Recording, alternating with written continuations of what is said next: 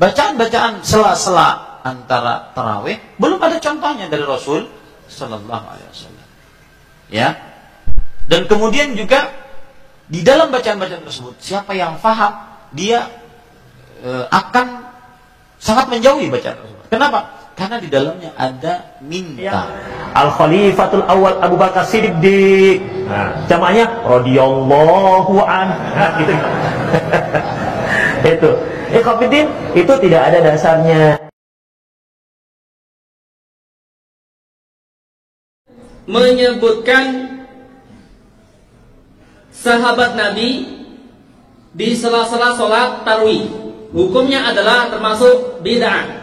Ada yang Al-Khalifatul Awal Abu Bakar Siddiq. Nah, jamaknya radhiyallahu anhu. Nah, gitu. Itu. Ikhwatiddin, itu tidak ada dasarnya. Kemudian saya bertanya-tanya, kenapa di masjid-masjid yang mewarisi tradisi itu, apa namanya, Kesultanan Mataraman itu, Nyun Sewu ada Bilal ketika sholat tarawih.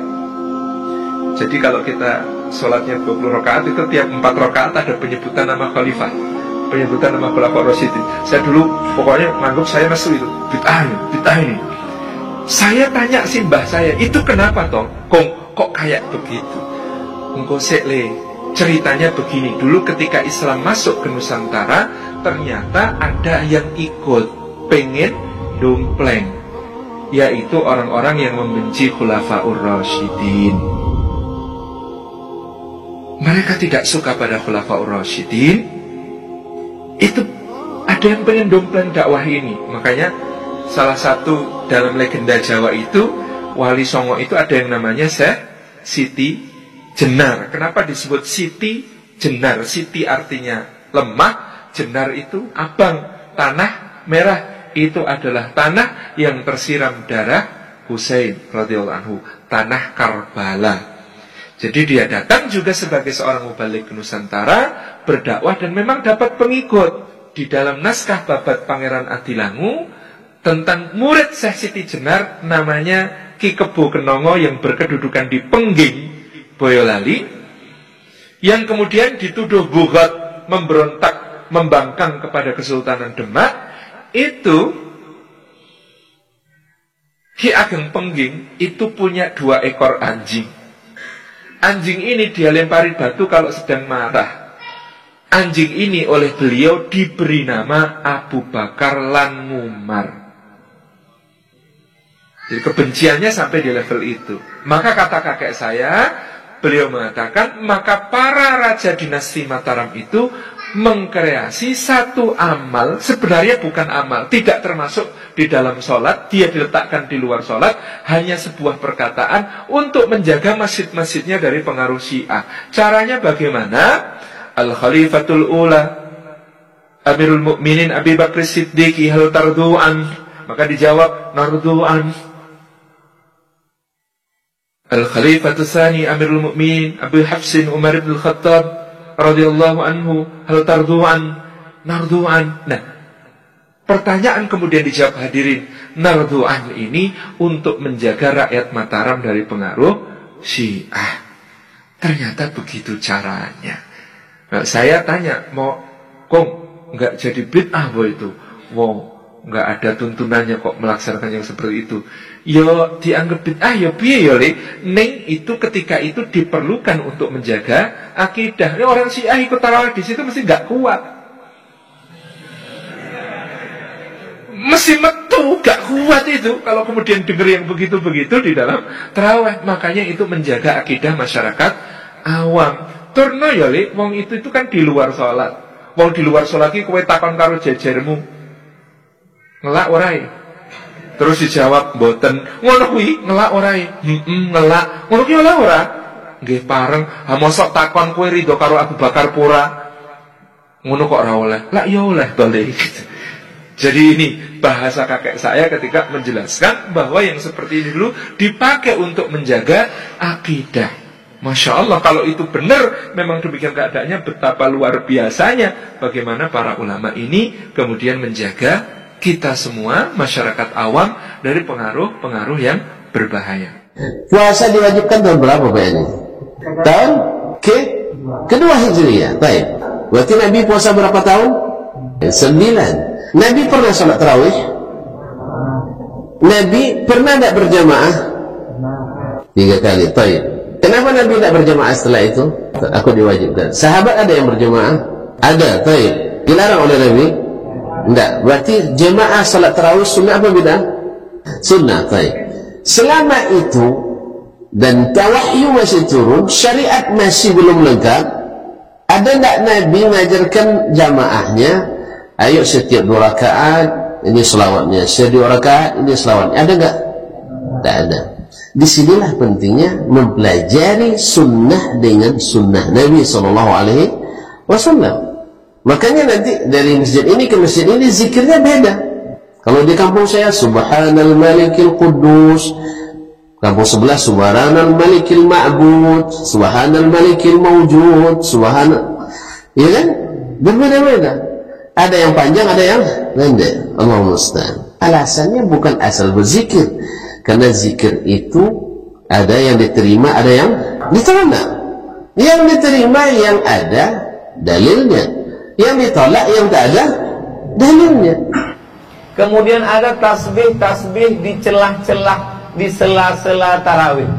Subhanal Malikil Ma'bud, Subhanal Malikil Mawjud, Subhanal Malikil Hayyil Ladzi la yanamu wa la yamutu wa la yafutu abada, Subuhun Quddus Rabbuna wa Rabbul Malaikati war Ruh.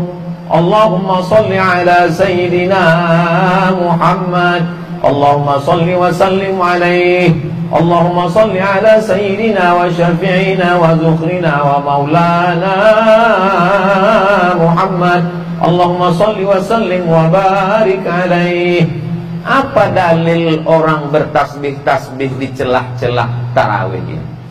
Maka ketika duduk istirahat, orang Makkah itu duduk istirahatnya sambil tawaf. Ada yang baca Quran, ada yang berzikir, tapi sebagiannya tawaf. Subhanallah walhamdulillah wa la ilaha illallah wallahu akbar, sambil menggerak-gerakkan kaki karena tegak lama berdiri. Orang Madinah tak bisa tawaf. Maka orang Madinah yang tak bisa tawaf tadi, mereka baca Quran, berzikir. Maka disitulah dalil pengambilan boleh tasbih di celah-celah tarawih. Bukan kata Ustaz Abdul Somad. Saya membaca kitab, kata Syekh Atiyah Saqar. Apa bacaan orang waktu tawaf? Tasbih. Subhanallah walhamdulillah wa la ilaha illallah wallahu akbar. Apa bacaan orang ketika berzikir duduk? Tasbih. Subhanallah wa bihamdihi subhanallahil azim. Kalau boleh bertasbih waktu tawaf di sela-sela tarawih, kalau boleh tasbih ketika menunggu istirahat imam, kenapa tak boleh bertasbih saat Bilal mengisi celah-celah sela-sela tarawih? Itulah dalil boleh bertasbih, dengan syarat bunyi tasbihnya jelas, bacaannya tersusun rapi, didengarkan ke ustaz, diketik, dikasih baris, dilaminating, dibaca oleh Bilal. Anak-anak muda kita dilatih untuk membaca ucapan-ucapan tasbih ketika di sela-sela tarawih. Kemudian Bilal memberitahu, sallu salatat tarawih raka'ataini rahimakumullah. Itu supaya makmum ingat. Karena kadang setelah 2 rakaat, 4 rakaat, 6 rakaat, 8 rakaat, 10 rakaat, 12 rakaat, 14 rakaat, 16 rakaat, 18 rakaat, 20 rakaat, lupa orang. Kalau dulu di kampung kita, rakaat pertama, kedua, alhaqumut takasur, habis itu wal asri. Kemudian sekarang banyak imam hafal-hafal tengah, lalu kemudian lupa makmum ini rakaat keberapa. Ini apakah masih tarawih atau witir? Maka Bilal memberitahu kepada jamaah bahwa kita masih witir. Lalu kemudian Bilal ngasih tahu jamaah, sallu salatat witri salasa raka'atin, untuk memberitahu makmum yang tak terbiasa. Misalnya ada musafir, sholat dia di masjid kita, atau ada tamu dari jamaah, datang dia kemari, dia tak tahu imam ini witirnya 3 atau 21. Maka dari Bilal itulah memberitahu, sallu salatal witri salasa raka'atin asabakumullah. Oh, 3 rakaat. Sallu salatal witri raka'ataini. Karena kalau tidak dia bertanya-tanya. Kalau orang tidak jelas niatnya di awal, maka tak sah salatnya. Innamal a'malu binniyat. Segala amal dengan niat. Assalamualaikum warahmatullahi wabarakatuh. A'udzu billahi minasyaitonir rajim. Bismillahirrahmanirrahim. Alhamdulillahirabbil alamin wassalatu wassalamu ala sayyidina wa nabiyyina Muhammadin sallallahu alaihi wasallam wa ala alihi wa ashabihi ajmain, amma ba'd. Kaum muslimin muslimat, para pemirsa rahimakumullah. Adalah sebuah tradisi di masyarakat Indonesia ketika kaum muslimin menjalankan sholat tarawih, biasanya di sela-sela 2 rakaat mereka membacakan sholawat. Lantas ada juga yang membacakan nama-nama 4 khalifah, 4 amirul mukminin, yakni beliau Sayyidina Abu Bakar, Sayyidina Umar, Sayyidina Utsman, dan Sayyidina Ali. Apakah ini landasan hukumnya? Pertama yang perlu kita lihat, dalam fikihnya Imam Syafi'i radhiyallahu anhu, beliau Imam An-Nawawi menulis dalam kitab Al-Majmu' bahwasanya menurut pandangan beliau, ketika seseorang menjalankan sholat sunnah, kemudian menjalankan sholat sunnah yang berikutnya, maka dianjurkan untuk berpindah tempat. Misalkan kita sholat sunnah 2 rakaat salam, maka ketika kita hendak sholat sunnah lagi, maka kita dianjurkan untuk berpindah dari tempat itu, bergeser ke tempat lain. Hal ini supaya agar taktsiri mawadhi'is sujud, kata Imam Nawawi, memperbanyak tempat sujud yang nantinya akan menjadi saksi kita di akhirat. Kalau tidak mampu pindah atau tidak menjalankannya, maka solusinya adalah bisa dipisah dengan kalam insani atau pembicaraan yang lain.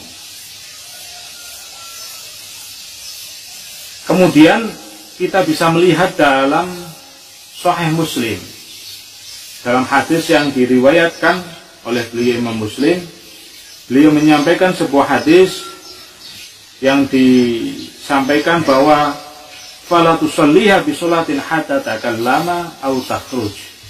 Jangan kau sholat seusai sholat Jumat kemudian sholat sunnah, jangan langsung sholat. Berpindahlah tempat atau kalian berbicara dulu. Di sini sebagai pemisah antara 2 sholat, baik sholat sunnah dengan sholat sunnah yang lain, ataupun sholat fardu dengan sholat sunnah, ada 2 hal pemisahnya.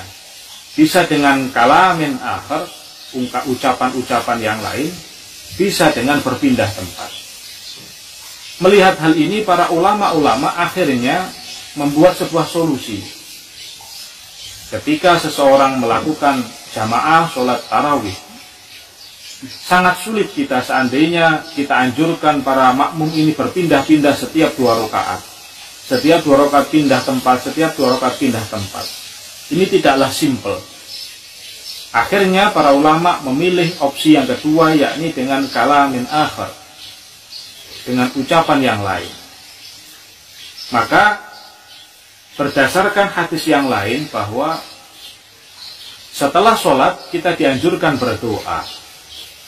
Dan doa ini sangat dianjurkan, bahkan disepakati ulama, diawali dengan bacaan sholawat, atau di tengah-tengahnya baca sholawat, atau ditutup dengan sholawat.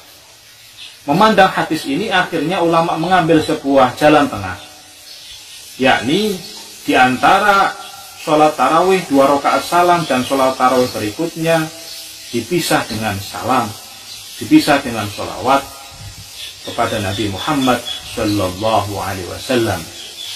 Ini adalah satu bentuk pemisah kalamin akhir yang bahkan justru sangat bermanfaat untuk para jamaah. membaca salam dan sholawat kepada Nabi ini adalah satu bentuk syiar. Namun yang harus perlu diketahui, memang tidak ada dalil secara khusus yang secara sharih yang mengatakan bahwa dianjurkan membaca sholawat di antara sholat tarawih 2 rakaat dan sholawat tarawih berikutnya. Namun ini adalah satu jalan tengah dari para ulama. Ada ulama lain yang menambahkan juga dengan mempersyiarkan nama-nama dari para khulafaur rasyidin. Beliau adalah para imam kita, para imam Ahlus Sunnah wal Jamaah. Sehingga dua ini digabung menjadi satu, membaca salam, sholawat kepada Nabi, dan memperkenalkan nama-nama para khulafaur rasyidin yang 4 sekaligus mendoakan mereka. Ini adalah bentuk kalamin akhir, solusi yang solutif dari para ulama, daripada hanya berbicara saja yang tidak ada manfaatnya. Maka mari berdasarkan anjuran para ulama ini, berdasarkan arahan para ulama ini, kita melaksanakan sholat tarawih dengan khusyuk, dan bukanlah satu bid'ah, bukanlah satu yang mengada-ngada, yang dilarang oleh Islam. Orang-orang muslim membacakan sholawat, salam, membaca nama-nama khulafaur rasyidin sekaligus mendoakan mereka. Ini bukanlah satu bid'ah yang dilarang dalam Islam. Semoga bermanfaat. Ihdinas shiratal mustaqim. Assalamualaikum warahmatullahi wabarakatuh.